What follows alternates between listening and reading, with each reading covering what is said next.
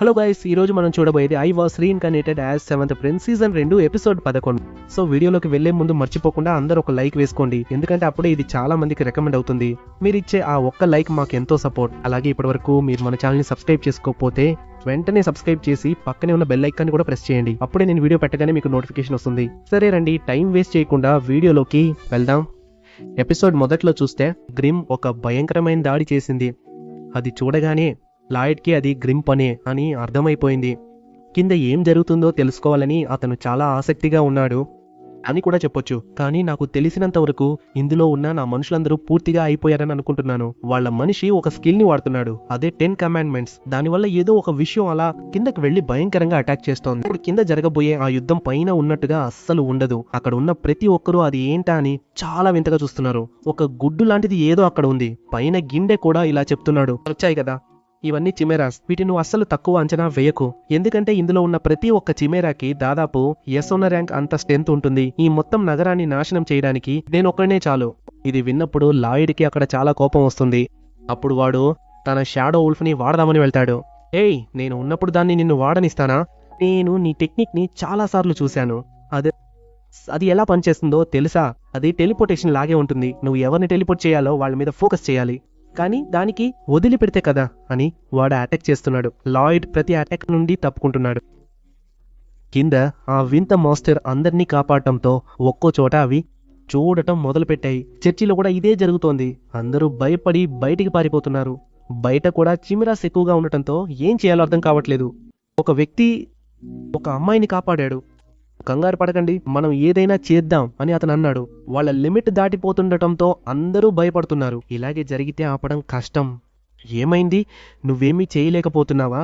నేను పంపిన క్రియేచర్స్ మామూలువి కావు. ఈ దేశాన్ని నాశనం చేసే వరకు అవి అస్సలాగవు. దీన్ని ఎలా ఆపుతావు? నిన్ను దేవుడనడానికి నువ్వు అర్హుడివేనా? అక్కడ వాడు అటాక్ చేస్తున్నాడు. లాయిడ్ తప్పుకుంటున్నాడు. కింద వాళ్ళకి ఎందుకు ఫైట్ చేయాలో అర్థం కావట్లేదు. చర్చిలో అందరూ భయపడిపోయారు. ఆ మాస్టర్ దేశాన్ని నాశనం చేస్తానంటోంది. దారి లేక ఆమెను చంపడానికి వెళ్తుంది. నన్ను క్షమించండి, నేను ఏమీ చేయలేకపోతున్నాను. నిజానికి అందరినీ చంపాలని నాకు లేదు, కానీ ఏం చేస్తాం? ఈ దేశం మతం మీద ఈ దేశం ఆధారపడి ఉంది. నేనేమీ చేయలేను. కొందరు చావాల్సిందే. ఎందుకంటే ఈ ప్రపంచంలో ఫౌండేషన్ లాగా అడవి అనేది అసలు లేదు. ఈ ప్రపంచాన్ని మార్చడానికి ఇది ఒక ముఖ్యమైన అడుగు కూడా అవుతుంది. ఆ తర్వాత మిస్టర్ పాట పాడటం మొదలు పెడతాడు. ఆ పాట వల్ల అది అన్ని చోట్ల వ్యాపించడం మొదలవుతుంది. ఆ పాట రేంజ్ వల్ల ప్రజలెవరూ భయపడరు. ముఖ్యంగా దీనివల్ల మీకు చాలా ధైర్యం వస్తుంది. అప్పుడు అందరూ అలా నిలిచిపోతారు. కానీ అందులోనూ ఒకరు మాత్రం అస్సలు ఆగరు. అది ఎవరంటే ఇంకెవరో కాదు, అది నేనే. ఒక్క చుటికతో అన్నిటినీ పూర్తిగా మార్చేస్తున్నాడు. స్టార్టింగ్ లో కొన్ని పనులు చేసి ఉండవచ్చు. అదే సమయంలో నువ్వు ఏమైనా చెప్పు, అడవి ఏదైనా సరే, నాకు అవేవి అస్సలు మ్యాటర్ కాదు. ముఖ్యంగా నేను నీ మ్యాజిక్ పైన చాలా ఇంట్రెస్ట్గా ఉన్నాను. అందుకే నేను ఒకవేళ నువ్వు గనుక ప్రాణాలతో ఉంటే ఖచ్చితంగా నువ్వు నా దగ్గర ఎంత టైం అయినా తీసుకోవచ్చు. కానీ కంగారు పడకు, నీకు ఈ సోర్సరీ డెప్త్ గురించి అస్సలు అర్థం కాలేదు. అందుకే నీ కథని నేను ఇక్కడితో ముగించాలని అనుకుంటున్నాను. ఇదే ఫైనల్ రౌండ్ కూడా కాబోతోంది.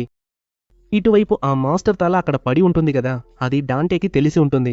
తను దాన్ని నోటీస్ చేశాడు. ఈ సాంగ్ ఎప్పుడు స్టార్ట్ అయ్యిందో కరెక్ట్గా ఆ టైంలోనే ఏదో ఒకటి జరిగి తల తెగిపడి ఉంటుంది. మధ్యలో ఎవరైనా చేశారేమో అని అనుమానం వస్తుంది. జరగకుండా ఉండటానికి ఛాన్సే లేదు. ఒక పక్క వెళ్దామని చూస్తున్నాడు. వెనకాలే రేణు చెప్తున్నాడు, నేను కూడా వస్తాను. నేను ఇప్పటి వరకు మీకు హెల్ప్ గా లేను. అంతేకాకుండా ఇదంతా చేస్తోంది పోప్ గారే. అందుకే నేను కూడా ఏదైనా చేయాలని ఆశపడుతున్నాను. కానీ ఆయన ఇక్కడే అందరినీ ప్రొటెక్ట్ చేయమని చెప్తారా? ఒక పక్క ఆయన్ని చూస్తుంటే జైర్ ని చూసిన ఫీలింగ్ ఆమెకు వస్తుంది. అక్కడికి వెళ్తుంటే ఆయన కూడా చెప్తారు. స్కింటేని ఆపకుండా వదలదు కదా. సీన్ అలా పాస్ట్ లోకి వెళ్తుంది. ఆ పోప్ ఉన్నాడు కదా, అతనికి ఒక అందమైన ఫ్యామిలీ ఉండేది. అతను చాలా హ్యాపీగా ఉండేవాడు. అంత మంచి లైఫ్ లేకపోయినా అతను తన ఫ్యామిలీతో చాలా సంతోషంగా ఉండేవాడు. తన పాటలతో అందరినీ నవ్వించేవాడు. ఇలాంటి పనులన్నీ చేసేవాడు. అప్పుడు తన భార్య అంది, ఏవండి, మీ పాటలు ఉన్నాయి కదా, మీ డైరెక్షన్ ఎలాగైతే తప్పుగా ఉంటుందో ఈ పాట కూడా అలాగే ఉంది అని. ఆవిడ వల్లే నా జీవితం చాలా సంతోషంగా ఉంది. నేను కూడా ఏమాత్రం విచారం లేకుండా ఆ సాధారణమైన జీవితాన్ని అంగీకరించాను. అందుకే నాకు చాలా సంతోషంగా ఉండేది. ఒకరోజు నేను ఇలాగే పాడుతున్నప్పుడు ఏంజల్ జీరో వాయిస్ నాకు వినిపించింది. ఆయనే నన్ను ప్రోత్సహించారు. కానీ నిజంగా అలాగే జరిగిందా అంటే లేదు. నువ్వు పాడే పాట చాలా దారుణంగా ఉంది. దీనికి మించి నీ దగ్గర మరే ఇతర నోట్స్ ఏమీ లేవా? నువ్వు రోజు ఏదో ఒకటి పాడుతున్నావు, ఇకపై పాడకు. ఎందుకంటే నా డివైన్ సోర్సరీని ఉపయోగించే పవర్ నీకు ఇస్తాను అని చెప్పారు. అది విన్నప్పుడు నాకు చాలా సంతోషంగా అనిపించింది. ఆ రోజు నుంచి నేను పుష్యప్ప అయ్యాను. ఆ రోజు ఈ డాంటే కావాలనే నన్ను పరీక్షించాలని మళ్ళీ మళ్ళీ అడిగాడు. అప్పుడు నేను కూడా ఒకానొక సమయంలో నా లక్ష్యాన్ని ఉపయోగించాల్సి వచ్చింది. నీ లోపల ఉన్న ఆ చీకటి నుంచి నువ్వు తప్పించుకోవాలని ఆశపడుతున్నావని నాకు బాగా తెలుసు. కానీ నిజం చెప్పాలంటే ప్యూరిఫికేషన్ మీద మనం ఎప్పుడూ ఆధారపడలేము. నాకు ఒక నమ్మకం ఉంది, ఖచ్చితంగా నువ్వు ఆ డార్క్ ఇంపల్స్ నుంచి బయటపడగలవు. ఇది విన్న డాంటేకి ఆసక్తి కలిగింది. నేను కూడా నీలా ఉండాలనుకుంటున్నాను అన్నాడు. అలా ఆ రోజు వారి స్నేహం మొదలైంది. అంతేకాకుండా మన డాంటే పోప్కి ఒక సోదరుడిలా ఉండేవాడు. ఆ తర్వాత ఒక పెద్ద పదవిని పొంది బయట ఉన్న మిగతా వాళ్ళందరి పరిస్థితిని మార్చాలని వాళ్ళిద్దరూ నిర్ణయించుకున్నారు. ఆ సంఘటన జరగక ముందు కిండే ఇంటి బయట అకస్మాత్తుగా ఒక అమ్మాయి కూర్చుని ఉంది. ఆమె పరిస్థితి చాలా దారుణంగా ఉంది. చాలా రోజులుగా ఆమె తినలేదని చూస్తేనే తెలుస్తోంది. అలా అనిపించింది. అందుకే జాలిపడి ఆ అమ్మాయిని మా ఇంటికి తీసుకువెళ్దామని నేను అనుకున్నాను. ఎందుకంటే ఆ అమ్మాయి చాలా పేదదిలా కనిపించింది. అదే సమయంలో తన పరిస్థితి కూడా చాలా దారుణంగా ఉంది. సో దీనివల్ల మా ఆవిడ చేసిన వంటను తనకి పెట్టొచ్చు. నా కొడుకు కూడా ఈ అమ్మాయి ఒక మంచి ఫ్రెండ్ అవుతుందని నేను అనుకున్నాను. ఆ అమ్మాయిని నేను లోపలికి తీసుకువెళ్లాను. కానీ ఆ సమయంలో అక్కడ తను ఏదో గొణుగుతోంది. తను ఏం చెప్తుందో నాకు అస్సలు అర్థం కాలేదు. కానీ అక్కడ ఉన్న సీన్ చూసి నేను ఒక్కసారిగా చాలా ఆశ్చర్యపోయాను. ఎందుకంటే నా భార్య, నా కొడుకు ఇద్దరు కూడా రక్తపు మడుగులో ఉన్నారు. దానికి కొంచెం దూరంలోనే ఒక వ్యక్తి దొరికిన ప్రతిదాన్ని నోట్లో కుక్కుంటున్నాడు. ఆ సమయంలో కూడా నేను ఒక విషయం ఆలోచించాను. దేవుడు ఉంటే నా ఫ్యామిలీని ఎందుకు కాపాడలేదు? నా గుండె నిండా ద్వేషం నిండిపోయింది. మనసులో ఎన్నో విషయాలు మెదలడం మొదలయ్యాయి. నేను దేవుడికి ఎందుకు సేవ చేయాలి? కేవలం రివార్డ్ కోసమేనా? అంత కోపం ఉన్నా కూడా అతను అక్కడ ప్యూరిఫై చేస్తూనే ఉన్నాడు. ఇలా చేస్తేనైనా ఏదైనా ఒక సమాధానం దొరుకుతుందేమో అని అతను అలా చేస్తున్నాడు. కానీ మరుక్షణమే ఆ సమాధానం కూడా ఏమీ లేనట్టుగా అయిపోయింది. అక్కడ తను కంటిన్యూగా ఏం చేస్తున్నాడో అదే పని చేస్తూనే ఉన్నాడు. నోట్లో అన్నిటినీ వేసి కుక్కుతూనే ఉన్నాడు. ఆ సమయంలో నాకు చాలా కోపం వచ్చింది. కానీ చివరికి ఏం జరిగిందో మీకు తెలుసా? అతను సింపుల్ గా అలా వెళ్ళిపోయాడు. ఆ తర్వాతే నేను అతని మీద చేసిన ప్యూరిటీ గురించి నాకు పూర్తిగా తెలిసింది. ఆ ప్యూరిటీని నేను ఎంత పూర్తిగా చేసినా చివరికి అతని దగ్గర మిగిలింది కేవలం ఆకలి మాత్రమే. ఒక ఆకలి కోసం వాడు నా ఫ్యామిలీని దారుణంగా చంపేశాడు. అలాంటప్పుడు ఈ ప్యూరిటీని ఒక సాకుగా చూపిస్తూ నేను అందరినీ క్షమించాలా ఏంటి? దేవుడిలో ఉండే ప్రతి ఒక్కరిని ఇలాగే డిఫెండ్ చేస్తారా ఏంటి? చెప్పండి. అంటే ఇప్పుడున్న వాళ్ళందరూ సెయింట్స్ కి చాలా దగ్గరగా ఉంటారేమో. నిజానికి అందరూ ఒక మాస్టర్తో సమానం. ఆ సమయంలో నేను చెప్పిన విషయాలు ఆలోచిస్తే ఇప్పటికీ నాకు వాంతి చేసుకోవాలనిపిస్తోంది. ఎందుకంటే ఆ టైంలో నేను ఏం చెప్పానో తెలుసా?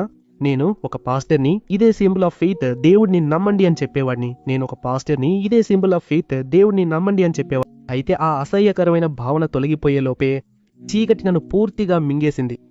ఆ సమయంలో నాలోకి ప్రవేశించినది చెడ్డది కాదని నేను గట్టిగా నమ్మాను. నేను అలా అంటున్నానంటే దేవుడికి కూడా ఎటువంటి అభ్యంతరం లేదు.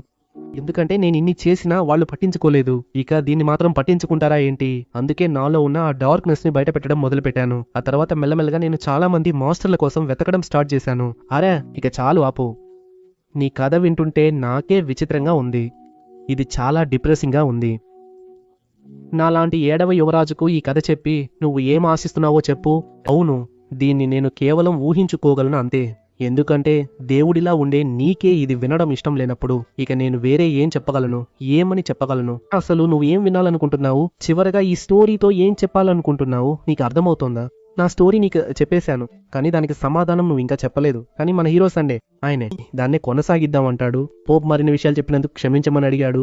ఒరేయ్ వాడు ఒక్క దెబ్బ కొడుతున్నాడు. ఇంకో పక్క అందరికీ ఆ సాంగ్ చాలా బాగా నచ్చింది. ఎందుకంటే అది ఆ రేంజ్ లో చాలా అద్భుతంగా ఉంది. అందరూ ఆ పాట వైపే వెళ్తున్నారు. అక్కడ ఉన్న పుష్యప్ అంటున్నాడు, అరే ఈ సాంగ్ నిజంగానే చాలా ఇక్కడ శక్తివంతమైన పేలుడు జరిగింది. కానీ మిగతా వారికి అది బాబిలియా అని తెలుసు. దీనికి కారణం బాస్, ఇది ఆయన పనే. ఇంకో పక్క షీరో మిగతా వాళ్ళందరూ గొడవ పడుతూనే ఉన్నారు. పైన ఆవిడ పాడుతూనే చెప్తుంది. ఈ సాంగ్ పూర్తయ్యేసరికి ఇక్కడ ఉన్న వార్ కూడా మొత్తం ముగిసిపోతుంది. ఇప్పుడు ఆ వర్షం కూడా మొత్తం ఆగిపోయి పైన ఒక ప్రకాశవంతమైన రెయిన్బో కనిపిస్తుంది. ఈ పక్క మన లాయిడ్ కూడా ఆ సాంగ్ ని ఎంజాయ్ చేస్తున్నాడు. ఏయ్ మా సిస్టర్ ని చూసావా? రిహార్సల్స్ కంటే ఇప్పుడు నిజంగా చాలా బాగా పాడుతోంది. అలాగే నీకు ఒక విషయం చూపించాలి. ఏంటది? సడన్ గా అతని మీద ఒక అటాక్ జరుగుతుంది. ఏమైంది?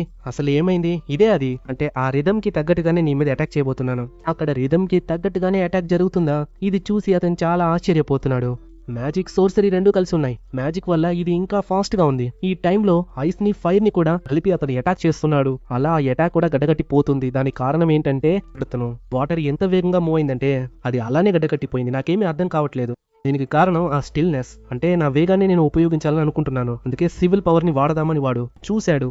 కానీ వెంటనే ఉల్క లాంటి పెద్ద దాడి చేశాడు. ఆ దాడిని నేను అస్సలు గమనించలేదు. వాడు చాలా వేగంగా దాడులు చేస్తూనే ఉన్నాడు. హే, నువ్వు ఆ స్పైనల్ ట్రేడ్ అటాక్ ని నిజంగానే చేయగలవా? ఇప్పుడు నీ మీద నాకు ఎంత క్యూరియాసిటీ ఉందంటే నిన్ను ప్రాణాలతోనే తీసుకెళ్లాలని ఆశపడుతున్నాను. ఆ తర్వాత లాయిడ్ ఒక భారీ అటాక్ చేస్తాడు. అదే మన ఫోకస్ 7 గాడెస్ అనే అటాక్ ఎంత వేగంగా ఉందంటే అతను రియాక్ట్ అవ్వలేకపోయాడు. నీ మనసులోని టెన్షన్ కారణంగా లక్సా ఓడిపోయింది. ఇలాంటి భయంకరమైన రాక్షస శక్తి వల్ల నేను ఓడిపోతానా? అక్కడ లాయిడ్ ఇలా అంటున్నాడు, హే, నువ్వు ఇంతకు ముందే నాతో ఒక విషయం చెప్పావు కదా, గుర్తుందా?